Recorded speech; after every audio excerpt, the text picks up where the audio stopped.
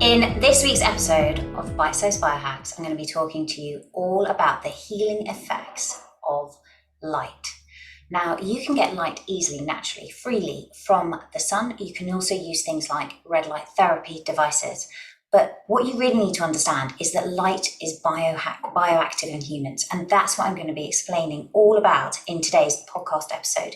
And specifically how you can use different spectrums of light to really upgrade your health, your performance, and your longevity. So in this particular podcast, I'm going to be talking about red near infrared light more than anything else. And that's because this has really far-reaching effects for the health of your mitochondria, which are the energy powerhouses of your cells. Now, while it comes as a surprise to many people, light is actually one of the single best biohacks that you can use to heal your body, improve your body composition, and upgrade your performance. And it's the F in my SHIFT protocol for health optimization and high performance. The F actually comprises fuel, and I break that fuel into flow. If you remember the acronym FLOW, that will tell you how you can best fuel your body. And flow essentially means food, light, oxygen, and water. And in today's episode, we're going to be talking about the light element of flow. So red and near infrared light therapy have been scientifically proven to have powerful anti-aging effects on your skin, to help with depression and anxiety, to increase fat loss and improve strength and endurance gains, to speed up recovery from exercise, to fight hair loss, speed healing from injury, and also combat certain autoimmune conditions. So light therapy is kind of almost like a wonder drug, really, but without the negative side effects if used correctly. Now, when used in the right way, light can literally be compared to a miracle drug. And what's important to understand is that humans need light to be healthy. Most people are not used to thinking about light in terms of their health. They simply turn on the lights when it's dark and they turn them off when they want to go to sleep. But there are many forms of light that are actually bioactive in humans. Bioactive means that they affect the functioning of human cells. And there are 5 types of light that are bioactive in humans. The first is blue light. Blue light is part of the visible light spectrum. So natural forms of blue light from the sun can help to regulate circadian rhythm in our brain through something known as the suprachiasmatic nucleus, or the SCN. And the SCN is also involved in regulating different neurotransmitters and hormones. But all too often, we are receiving blue light from artificial lights, things like LEDs, which can damage the eye and cause macular degeneration. The second form of light that's bioactive in humans is red light. And red light increases cellular energy, including by stimulating ATP production in the mitochondria in our cells. Now, the mitochondria are like the little energy powerhouses of our cells. So they're really, really important for our health and energy levels. The third form of light I want to mention is near infrared light. Near infrared light acts on the same pathways as red light and also stimulates the production of ATP in the mitochondria. And then fourthly, we have far infrared light. And this is the energy of heat that you feel from the sun, or if you go in something like an infrared sauna. Now, far infrared light has been shown to improve circulation and stimulate changes in cell function. And this is the form of light therapy that's used in Wellbeing therapy. Now, finally, we have UV light, and UV light is the light that allows us to synthesize vitamin D from the sun. To do this properly, we need to expose our skin to the sun's rays outside of peak sun hours to avoid or minimize the risk of things like skin cancer, but for around 20 minutes daily. And UV light is obviously best consumed in moderation. Overexposure can actually break down collagen in the skin, cause aging, and potentially cause skin cancer. But in modern days, humans have become deficient in these 5 wavelengths of bioactive light. Vitamin D deficiency is super common across the globe. And we're having increasing overexposure to artificial forms of blue light in our homes and offices and from use of things like electronic devices. Now, to be truly healthy, we need to get the right doses of each of these 5 types of lights. Our ancestors didn't really need to worry about this as they were largely living outdoors. But since we've moved to indoor living with artificial lighting and limited sun exposure, we've developed deficiencies and toxicities that are actually having a huge impact on our health and well-being. And improper light exposure and insufficiency of the right types of light have been linked to a number of different diseases, including different types of cancer, obesity, neurodegenerative diseases, and heart disease. And many people are deficient in sunlight. In a Swedish study that spanned 20 years and observed almost 30,000 women, it was found that women with the lowest sun exposure had twice the risk of death compared to women with the most sun exposure. Getting the wrong type of light at the wrong times of day can also disrupt circadian alignment and increase your risk of certain diseases such as insomnia, mood disorders, obesity, and even cancer. And as I've already mentioned, ancestrally, we used to be exposed to a lot more light and different wavelengths of light. For example, we would have spent hours working outside each day under the sun, and our evenings would have been spent warming ourselves around a fire. Both the sun and fire light emit red and near-infrared light. And infrared light is the invisible part of the sun spectrum. It's necessary for all living things. Far infrared is able to penetrate human tissue and literally heats up the body from the inside out. And in doing so, it can provide a deep detoxifying sweat. And that's what you'll find when you're using something like an infrared sauna, which I'll talk about on a future podcast. But today I really want to focus specifically on red and near infrared light because they have positive effects on our hormonal health and our cellular health. Now, while red light can be seen and has a warming effect, near infrared light is actually invisible to the naked eye and is without any kind of extreme heat. Most wavelengths of light, for example, UV light, blue and green light, have a limited capacity to penetrate into the body and stay in the layers of the skin. However, both near infrared light and red light are able to penetrate deep into the human body, in some cases up to 2 inches. And this form of light therapy can directly penetrate into our cells, tissues, blood, nerve, bones, and into the eyes and the brain. And they have incredible healing effects, which can help to moderate inflammation, relieve pain, enhance mitochondrial health and energy production, and also help our cells to regenerate faster. And there are multiple mechanisms through which red and near-infrared light cause these effects. And this relates to the science of what's known as photobiomodulation.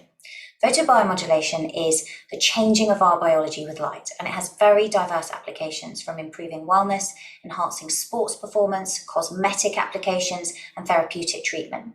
And the science also shows the systemic effects of photobiomodulation, which means that applying red and near-infrared light to one area of the body can make improvements in a condition in another part of the body that was not exposed to that light. And there are 2 mechanisms of how red light and near-infrared light therapy work. The first is mitochondrial energy production, and they stimulate mitochondrial energy production. Mitochondria, as I've said, are the little energy powerhouses of our cells, and the red and near-infrared wavelengths of light are able to penetrate into our cells and activate the mitochondria. And this directly increases energy production in the cells, including greater protein synthesis, oxygen consumption, and ATP production. And our body is constantly producing and using huge amounts of ATP for our cells to function. Now, our cells use ATP for breathing, for our heart beating, digesting our food, and literally anything that we physically do. Our brains, hearts, and liver are all very rich in mitochondria. And you can think of mitochondria as the batteries in our cells. Our mitochondria need an enzyme called cytochrome C oxidase to bind with oxygen to produce that ATP, which is the currency of life. Now, cytochrome C oxidase is one of our light-absorbing compounds. So just like plants, humans also have light-absorbing compounds, which absorb certain wavelengths of light and translate that light into various effects in the body. So exposing our bodies to red and near-infrared light activates this important enzyme. And red and near-infrared light can also increase energy production by increasing the number and the size of mitochondria. When mitochondria are stimulated, it enables the cell to produce more energy. And when cells have more energy, we can do everything better. So it upgrades our performance and our energy and our health. So they really help with more energy, better muscular performance, enhanced focus, better protein production, and enhanced collagen production, which in turn can affect your skin health and faster healing, and also reduce wrinkles. So through increased collagen activation, the effects of red and near-infrared light therapy have also been very positive in anti-aging effects on the skin. The second mechanism I want to talk about is hormesis. And this is the mechanism through which red light and near-infrared light work by providing a small, low dose of stress, which stimulates adaptations that actually improve health. Exercise is a form of hormesis that you'll be familiar with. Exercise creates metabolic stress and increases reactive oxygen species, which are free radicals in the short term. But in response to that stress, the body adapts and becomes stronger with things like stronger muscles and improved cardiovascular efficiency. Now, similarly, with exposure to red and near-infrared light therapy, there is a transient increase in free radicals, which activates many of the cell defense systems, similar to the way that exercise does. But red and near-infrared light therapy, through those effects of hormesis, help the body to regulate its antioxidants and anti-inflammatory systems, and also increases the strength and size of our mitochondria. Red and near-infrared light therapy is definitely a biohack that can be used to help stimulate your body to make lasting adaptations at a cellular level that can help to make you more resilient against stress and also improve your ability to create energy. In essence, red and near-infrared light therapy help mitochondria produce more energy, decrease inflammation, and help build the cell defense systems to increase resilience. And red light also works on the body's lymphatic system and helps to improve your body's detoxification abilities by increasing blood flow. Studies also show that red light heals age-related macular degeneration in the eyes, and it's also used to treat osteoarthritis, hypothyroidism, fibromyalgia, and cognitive impairment after a brain injury. And as I mentioned earlier, red light therapy is also very powerful for the skin. It awakens the fibroblasts in the cells, enhances collagen and elastin production, and improves blood flow and nutrient delivery to the cells. Red light therapy has also been shown to reduce cellulite, which I know many people complain of. So for this reason, red and near-infrared light are working wonders in the anti-aging communities, and dermatologists and plastic surgeons are capitalizing on the incredible benefits of red light for anti-aging. It's also a very safe and welcome alternative to more invasive procedures like Botox injections and surgeries to rejuvenate the skin. And this is because red light powerfully stimulates both collagen and elastin production, and it's been shown to eradicate lines and wrinkles, as well as the appearance of scars, acne, cellulite, surface, varicose veins, and repair DNA damage from UV light. And there was a review by Harvard professor Michael Hamblin that found that red and near-infrared light therapy can lessen the signs of damage to the skin, including DNA damage and damage from UV light, reduce wrinkles, enhance both collagen synthesis and collagen density. I'd like more of that, please.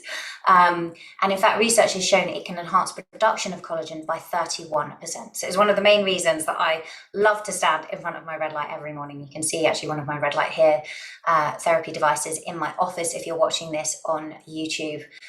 So I have one in here that I use in the office, particularly in the evenings if I'm working late to offset the blue light. I'll also stand in front of it or read in front of it. It's right by my bookshelf. And then I have another one in my bedroom.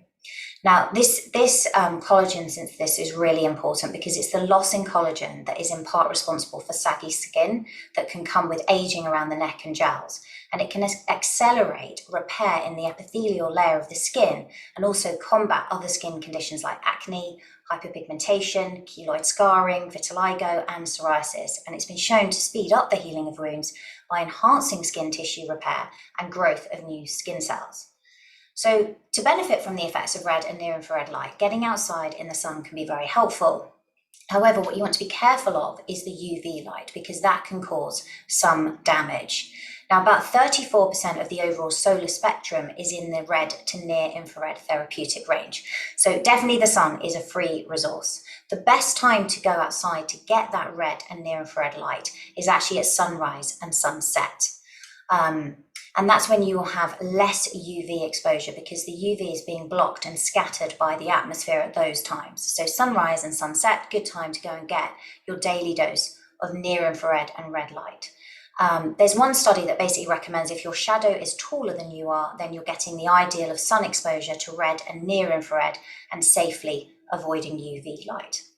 Red light panels, like the one I have or a couple that I have, offer a really convenient alternative to allow us to supplement some benefits of sunlight in the privacy of our own homes and offices. And I find them particularly useful during the winter months. And higher powered lasers and LEDs held in skin contact may offer better penetration than sunlight for hard to reach areas, because you're probably not going to go stand outside naked in the sun before you get picked up anyway by someone, police or something. But if you really want to benefit from the effects of red light therapy, then I would recommend investing in an at-home red light therapy device. It's a lot more cost effective for you to invest in your own device than it is to go to a clinic and use it. And also you want to be doing this really at least sort of 4 to 5 times a week to really get the benefits. And the one that I use is by a company called Red Light Rising. You can actually go and listen to a full interview that I did with their founder and co-founder, and CEO James Strong on my podcast, and that's episode 32. And I stand in front of my light every morning. The distance that you stand and the time you stand for depends on what you're treating. And again, James goes into all of that and the distances and the wavelengths and how long you should be spending in front of the light on that podcast episode. So go and check that one out. It's episode 32. James also shared an exclusive discount for listeners of this podcast with coupon code Angela. So if you want to go and check out their lights, go to this special link, angelafoster.me/red light, and enter coupon code Angela at checkout to bag yourself 10% off. That's angelafoster.me/red light, and enter coupon code Angela at checkout to get 10% off. But for more details on really how to optimally use red light therapy and the wavelengths and the distances and the time that you need, and really what the biphasic dose is, really explained in detail, then I definitely recommend you go and listen to episode 32 with James Strong. That's it for this week's Bite-Sized Biohacks, and I'll see you next Friday for another episode.